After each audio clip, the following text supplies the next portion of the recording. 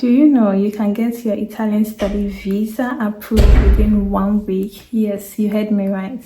My name is Theodora Emefa and welcome back to today's episode of Study Abroad with me here in Italy. So first of all, I want to congratulate those of you who have or has gotten admission to study in any of the Italian university, and those of you who are yet to hear from them or have gotten any form of rejections. That doesn't mean you should give up. Just give it a try the next time. Yeah. So on today's episode, I want to take you through what you need to do after you've gotten your admission to study here in Italy. Before I begin, I want to tell you that I am not an immigration officer. It is what I have done. Somebody guided me to do. It's what I'm trying to put out here for you. So please, feel free to consult the VFS website for further information. First of all, after getting your admission from the university, the first thing you are supposed to do is to submit some documents to the Italian embassy for verification. So the documents are, first of all, you need a declaration of value, which you get on the Italian embassy website for you to fill in your details, copy of your passport, bio data, a letter of acceptance from your university, which is basically called the pre-enrollment form. It's just an admission letter. The next thing again is your high school certificate and transcript. Yeah, you get the transcript from your school and then you print it out and then submit to the embassy. Note that these documents should be in their original copies as well as the photocopied format. The next thing again is to submit your first degree certificate as well as the transcript. Yes, so these are the 5 documents that you'll be needing at the Italian embassy. Note that the embassy will return all the original copies of these documents you have submitted to them if your visa is approved or if you had rejection. Note that last year there were some fees that we paid when we submitted these documents, but I think this year there are no fees that you are supposed to pay when submitting all these documents. Yeah, so after submitting all these documents, the Italian embassy then returns to you what we call the declaration of value form, which is actually a translated version of your degree, certificates, and transcripts, as well as your high school certificates and transcripts, which you'll be needing later in your school. After this document has been returned to you, you then move on to VFS to apply for your visa. Note that things have changed now. Like every year, there are new updates from the embassy. Last year, when we were applying for the DOV as well as our visa, we did not have to wait for the DOV to be given to us before we proceed with the visa. After submitting these documents at the embassy, you just proceed to VFS to start your visa application. Take note, this year you need to wait for the embassy to conclude that your DOV form is ready before you proceed to VFS to make your visa application. And the documents that you'll be needing are your visa application form, which will be found on the description box, or you can go on to the VFS website just to download it or have a look at it. And note that this will be given to you at the VFS office, but then you can try to download it yourself. Note what goes into it, like how to fill it, and when you get there it will be much easier for you because like the officers at the VFS office are quite occupied because there are lots of people in there, so they may not have the time for you to like help you through the application. So make sure you go through the applications yourself before you get there so that it will be much easier for you when you are filling. The next thing you need is 2 colored photographs, passport pictures. That's what I mean. At times, VFS will allow you to take passport pictures at their end, but then when you want to go and you don't want to spend much money, you can just have it before you go with a white background. Note that with a white background. The next item on the list is your original passport, which should be valid for at least 18 months. Yeah, I don't think this should be a problem for anybody. The next item on the list also is your birth certificate. This birth certificate should be the original birth certificate and also the photocopied. The next item also you are supposed to submit at the VFS office is your family status or the family composition. So these documents can be gotten at any of your districts, municipality office. It's free. But then you can also get it from these people we call Commissioner of Oath, which are like middlemen, but then you have to pay something for them to do it. I think they can even do it within 1 day. It's not anything. It's just a document showing your family status. For instance, your father, his date of birth, and then the amount of income he makes at the end of the year, as well as your mother, and then any of your siblings that is also working and earning. So in the case whereby your siblings are not working, you just state maybe unemployed or now. The next item on the list is letter of acceptance from your university or the pre-enrollment form or your admission letter. I think this is also simplified and is well understood. Okay, the next thing, which is not really necessary, but you can choose to add it, and it's also stated there because you've already submitted it to the embassy. That is why I'm saying it's not really necessary. It's your request for the declaration of value form, which you get on the Italian embassy website. You can add that as well to it.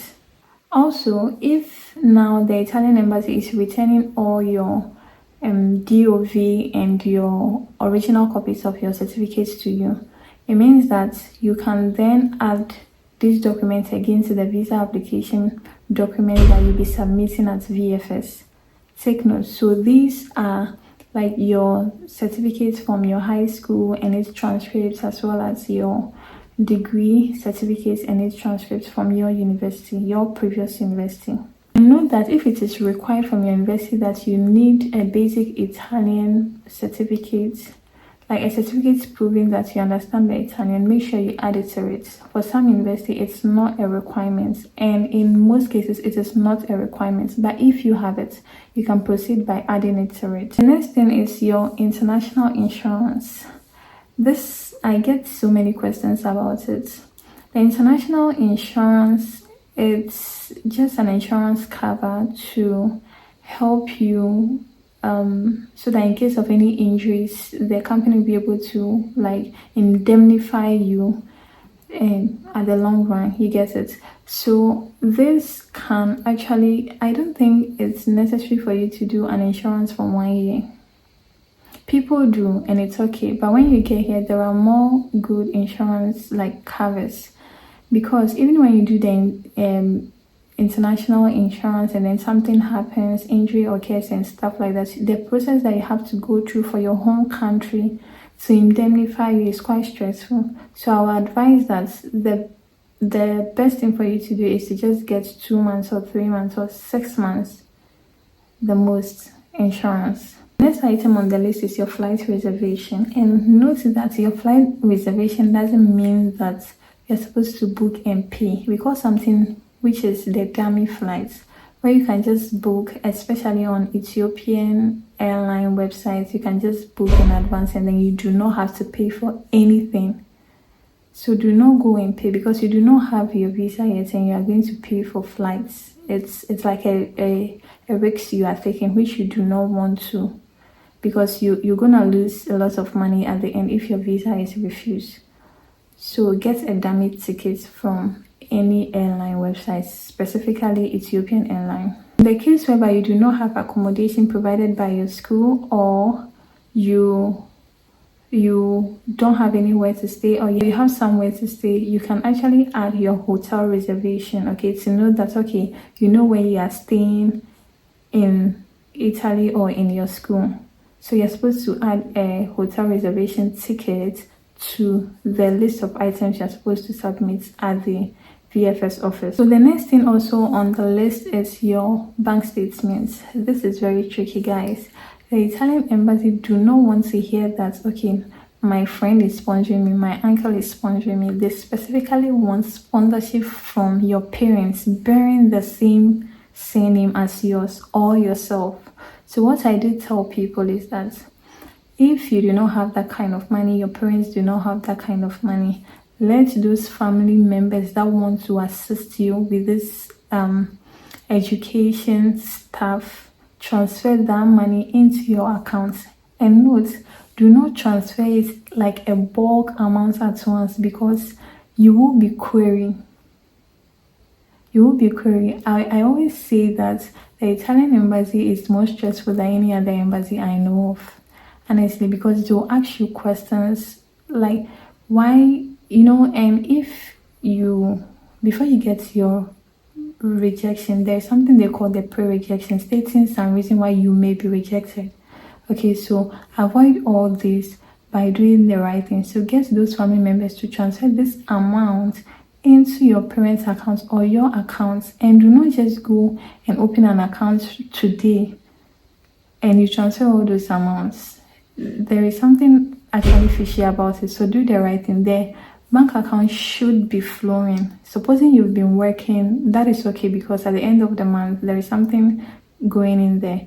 And if, let's say, you transfer those money into your accounts and it's your uncle's, or into your parents' account and into your uncle's, you have to write something called like sponsorship letter, okay, stating the reason why they are transferring that money into your accounts.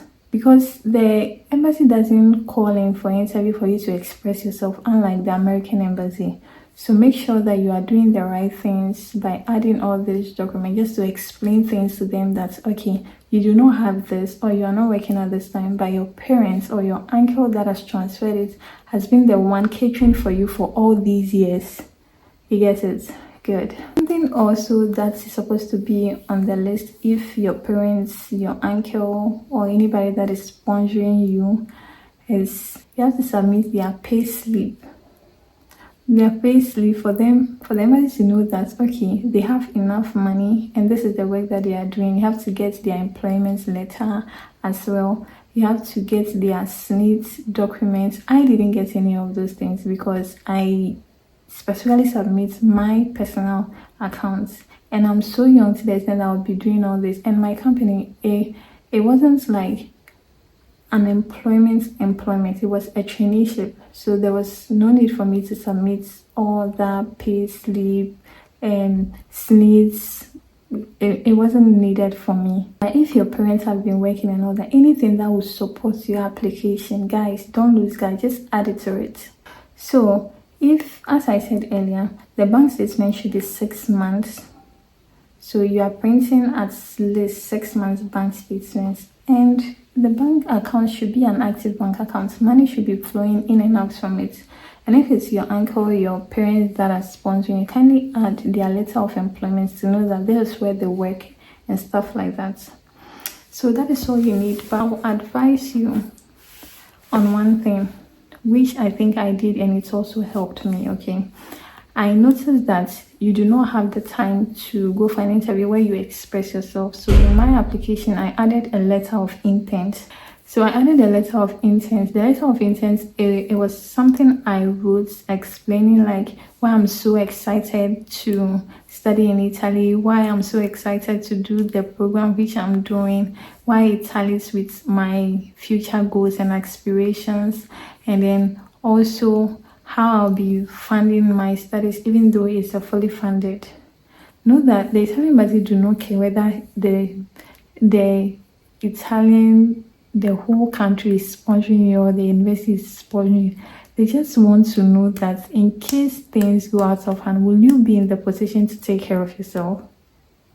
Okay, so make sure you prove things. So I wrote all these in my letter of intent, explaining to them that, okay, this is the kind of person I am, and this is my future goals and stuff like that. And I think it really helped me. So the others that went